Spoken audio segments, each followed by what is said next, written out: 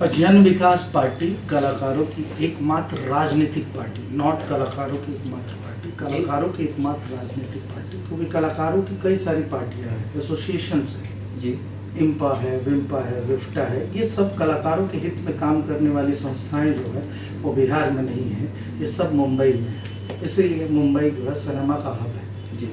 लेकिन कलाकार बिहार से बॉम्बे जाते हैं, गांव से गोरेगांव जाते हैं, अलग अलग प्रदेशों से।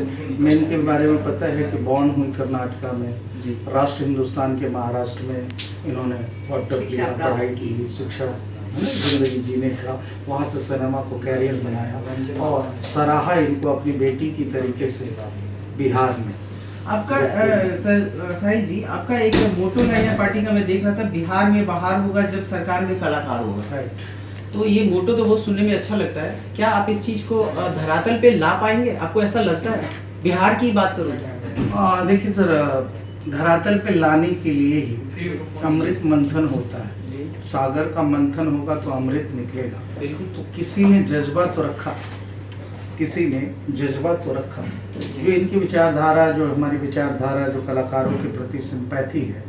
जब कलाकार, एक लाइन हुआ करती थी जब हम थिएटर करते थे कि कलाकार नित लाठी खाते डाकू पहने माला, कलाकार नित लाठी खाते डाकू पहने माला, और घोटालों का नाम बजा के करते रोज घोटाला, बोलो सारा रारा। तो ये जो स्थितियां चल रही है ना कि कलाकारों के नाम पे, हमने कलाकार ने ना हमेशा किसी का मंच शेयर किया। तो आप स्क्रिप्ट लिख के या कलाकारी से इस चीज को कैसे हटा पाएंगे?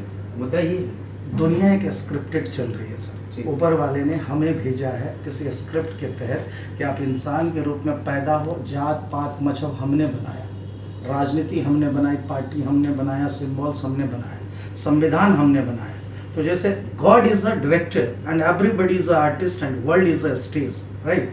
ये दुनिया जो है एक रंगमंच है, उसमें हम आप जो है किरदार कर रहे हैं। सिनेमा एक माध्यम है जिसमें हम किरदार करते हैं, लेकिन जीवन एक रंगमंच है जिसमें कि हम अपना किरदार निभा रहे हैं। तो इसमें हर एक कलाकार अपने अपने हिस्से का अभिनय। कलाकारों के लिए क्या होगा अगर आपकी पार्टी मान ली बहुमत में आती है, तो कलाकारों के लिए आपके पास क्या प्लान है? क्योंकि बिहार में अगर मैं देखता हूँ तो हिंदी सिनेमा एक शताब्दी भी दिया, 100 साल अगर मान ले तो कम ही पड़ेगा, उससे पहले से स्टार्ट था। लेकिन अगर बिहार की बात करूँ तो यहाँ भोजपुरी, ये जो रीजनल लैंग्वेज में जो भी कलाकार स्ट्रगल कर रहे हैं, इधर वो मुंबई जाते हैं और बिहार में रह के स्ट्रगल करते हैं, उनको पूछने वाला कोई नहीं है। अगर मैं बात करूँ सही बात की, सिवाय एक दो चेहरे की, अगर उनकी स्ट्रगल की पिछली हिस्ट्री की बात करूं तो वो बहुत लंबा हो जाएगा। तो आप बताइए कि आप क्या करेंगे कलाकार के लिए? हमारी पार्टी का एक लाइन आपने पढ़ा जी कि बिहार में बाहर होगा जब सरकार में कलाकार होगा, लेकिन दूसरी लाइन आपने नहीं पढ़ा, अभिनेता की औलादों की फिल्म देखना बंद करे, व नेता की औलादों को वोट देना। इसलिए तो सर बैठे हुए। मैं इतना समझती हूँ कि हम कलाकार हैं तो हम सबके हैं, हम जात पात और इन चीज़ों में विश्वास नहीं रखते हैं। हमको जो भी प्यार करता है, बहुत छोटे बच्चे से लेके बुढ़ापे में जो पहुँचे हैं वो लोग तक हमको बड़ा प्यार करते हैं। पर मैं एक लोगों ने प्यार दिया है ऐसी कलाकार हूँ। मैंने अपने कलाकारिता का हथकंडा मनवाया है अपनी जितनी भी पिक्चर्स की हैं उससे, गुंजरवा रिक्शा वाला से हो या आगे औलाद फिल्म हो या अमित जी के साथ में जो गंगा देवी मूवी की है उससे हो। मैंने हमेशा ऐसे सब्जेक्ट्स पे काम किया है जिसमें या तो महिला सशक्तिकरण या तो बच्चों को लड़की होने की वजह से मार डाला जाता है, सोशल रिफॉर्म की। So I have worked on those kind of subjects. तो मुझे लगता है कि मैं महिलाओं से सबसे ज़्यादा जुड़ी हुई हूँ और जहाँ भी गई हूँ, जितना भी सोशल रिलेटेड मैंने काम किया है, बहुत दिल से किया है और इसीलिए किया है कि मुझे लगता है कि कहीं ना कहीं हम जब इंटीरियर्स में जाते हैं तो लड़कियों को थोड़ा सा कहीं ना कहीं दुय्यम स्थान हमेशा मिला है। मैं चाहती हूँ कि कुछ अच्छा काम करे, women are equal to man, और जितना वो घर में अच्छा कर सकती है उतना ही वो बाहर अच्छा कर सकती है। और मुझे लगता है कि राजकारण में भी कल यही चीज़ आएगी ज़रूर कि क्या औरतों को भी वही स्थान मिल रहा है जो एक्चुअली पॉलिटिकली भी लोगों को काम करने दिया जाता है या नहीं दिया जाता है। आज मैं राजकारण में उतनी एक्टिव नहीं हूँ, ये बात पक्की है, क्योंकि आज मैं एक्ट्रेस हूँ।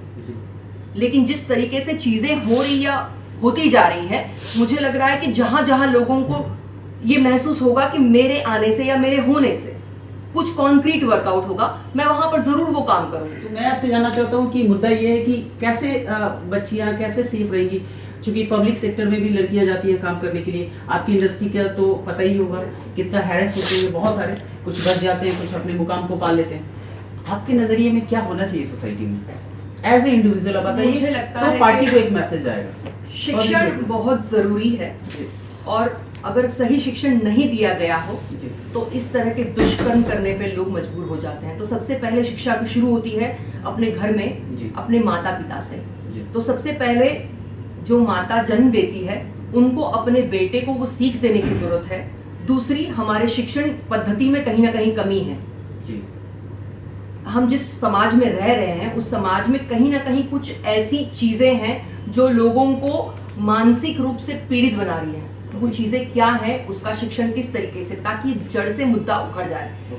उसके अलावा मुझे जितना समझ में आ रहा है, हमारी कानून व्यवस्था में कुछ ऐसा स्ट्रॉन्ग कानून आना बहुत जरूरी है, जिससे अगर कोई आदमी इस तरह की हरकत करने की सोच भी रहा हो ना, तो उसके हाथ पैर कांपने लग जाए। क्यों दुबई में रेप नहीं होते?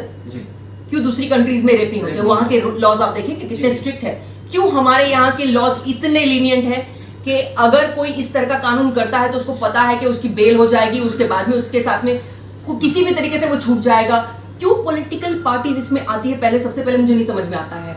किसी ने इस तरह का दुष्कर्म किया है, उसको सीधे आप सजा ऐसी दीजिए कि जो सुने अगर कोई, तो उसको ये समझ में आएगा कि ये करूंगा तो मैं मर ही जाऊंगा। जी जी। मरने का डर हर एक को होता है। तो डेथ पेनल्टी होनी चाहिए। Death penalty without any bail, without any kind of issues of warrants के उनको सेफगार्ड करें, इस तरह की चीजें नहीं होनी चाहिए। इतना स्ट्रॉन्ग कानून जब तक नहीं होगा तब तक हमारा कुछ नहीं होने वाला। हम वही झंडे लेके, हम वही मोमबत्तियां लेके घूमेंगे और बोलते रहेंगे कि हमको न्याय दीजिए, हमको न्याय दीजिए। So I don't believe in this. And ये मैं कोई पार्टी पॉलिटिक्स से रिलेटेड कोई क्वेश्चन है इसलिए मैं नहीं बोल रही हूँ। ये मैं औरत होने के नाते बोल रही हूँ, क्योंकि मेरे घर में भी बच्चियां हैं, मेरे घर में भी फैमिली है, जो मैं अगर सोचती हूँ कि अगर कहीं वो जाए तो वो सुरक्षित महसूस तो करे। जी जी। हमारे भारत में अगर एक स्ट्रॉन्ग कानून ये आता है, और मैं जेन्युइनली सोचती हूँ कि कुछ न कुछ स्ट्रॉन्ग कानून हमारी जो भी गवर्नमेंट आए वो इस डायरेक्शन में जरूर कुछ स्टेप उठाए। तो क्योंकि ये एक नारी का हक है। जब वो एक घर में माँ बनती है, बेटी बन के पैदा होती है, तो वो डिपेंड करती है कि कोई मुझे प्रोटेक्ट करेगा। आज किसी भी तरह का प्रोटेक्शन कुछ भी समझ नहीं आ रहा है। सरेआम लड़कियों को उठाया जा रहा है, उनके साथ में बलात्कार हो रहा है, कहीं भी फेंका जा रहा है। ये क्या है? अगर आप सरकार में आती हैं, सपोज दैट आती हैं, अभी आप नई पार्टी की मेंबर बनी हैं, राष्ट्रीय संयोजक हैं, तो आपका फैसला क्या होगा अगर आपके पास पावर आता है? तो ये आपकी पार्टी के लिए एक बहुत बड़ा मैसेज होगा। ये मैं पार्टी से रिलेटेड क्वेश्चन नहीं समझती हूँ, लेकिन ये मैं ये समझती हूँ कि इंडिविजुअली अगर मैं कहीं भी कोई भी पद पे अगर आई तो मेरा यही दृष्टिकोण होगा कि लड़कियों की सेफ्टी के लिए और उनको सेफगार्ड करने के लिए सबसे पहले कोई एक स्ट्रॉन्ग लॉ पास करा के मैं दम दूंगी।